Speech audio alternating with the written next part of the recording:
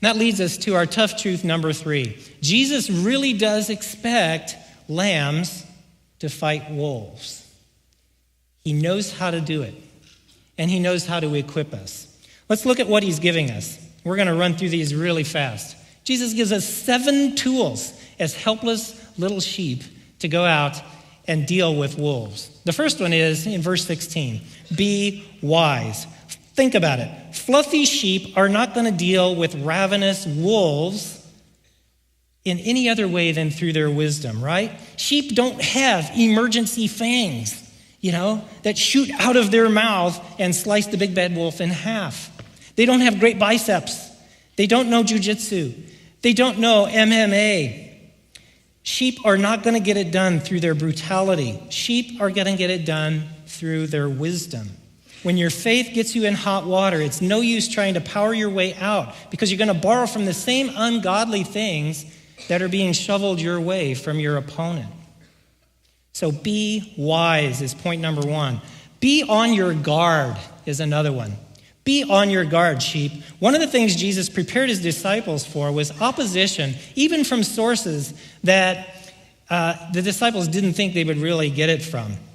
You thought that you could count on the civic authorities of your day to prepare you. Well, Jesus told his disciples, no, you have to brace for the opposite. You thought that you could count on the Jewish synagogue to be a place of safety and an opportunity for you to do your gospel ministry. No way. If you're a sheep today and you're following Jesus, don't be surprised that persecution and misunderstanding is going to come from the very sources you thought it would never come from. Be on your guard, little sheep.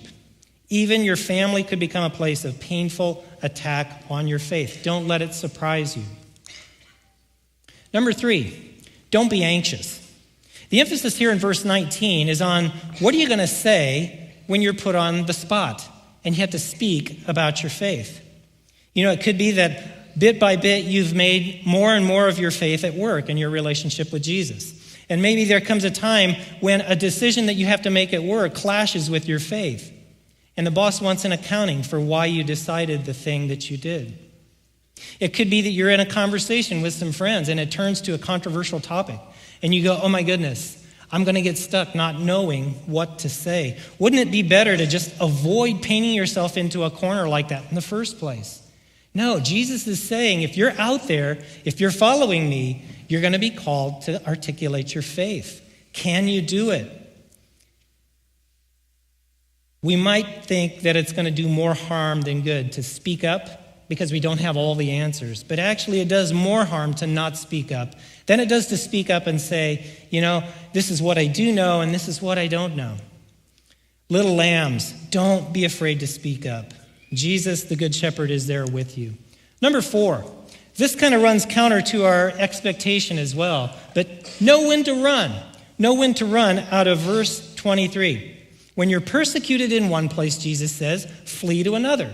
Now, wait a minute. Didn't Jesus just say, be willing to undergo suffering for your faith? You should just hang in there, right? Is Jesus just saying, hey, run like a sissy when things get hot? No.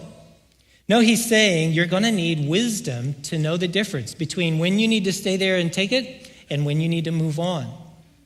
Think about how the early church spread. Some of the people in the early church actually died for their faith in one location, but other Christians also fled to other locations.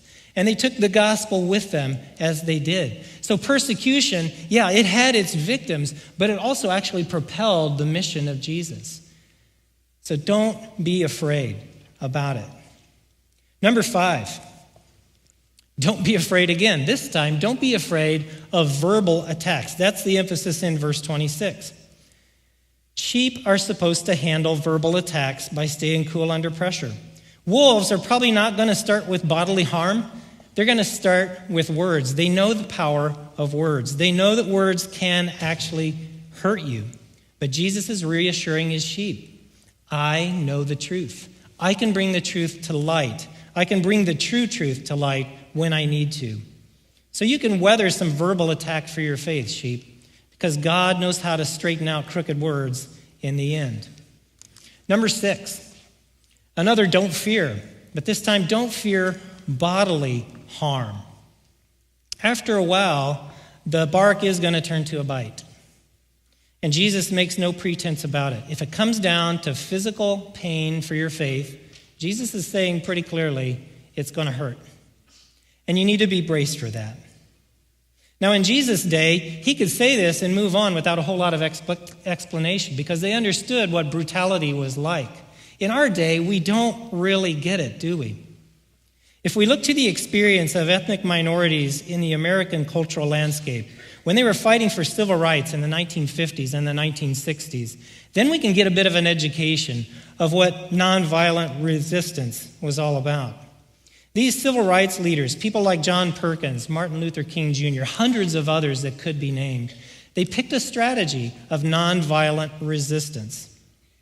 King once said this, "Society's punishments are small compared to the wounds we inflict on our soul when we look the other way." If we cower at the harm that somebody's going to do us from the outside, Christian, we need to reckon with the damage that we're going to do to our faith on the inside if we fail to follow Jesus with courage. Well, the last one then is fear God. That's tough to figure out too. No matter how many times we try to explain this, Christians have a hard time figuring out and talking about what the fear of the Lord is. I mean, many of us know that the beginning of wisdom, right? The fear of the Lord is the beginning of wisdom. And so we value it, but we don't fully understand it, do we? The fear of the Lord is appropriate because he's not going to ever use his power to hurt us. The fear of the Lord is appropriate for us as Christians because he's the one source of truth and righteousness that all of humanity is going to be judged by someday. So if we have the right view of God in our mind, then we know that those who are oppressing us and hurting us, resisting or rejecting us, are going to be dealt with by God someday and not us. So that's why Jesus reminds the disciples, fear God. Keep that burned into your mind. Having the right view of God will put opposition in perspective. So there's how sheep fight wolves.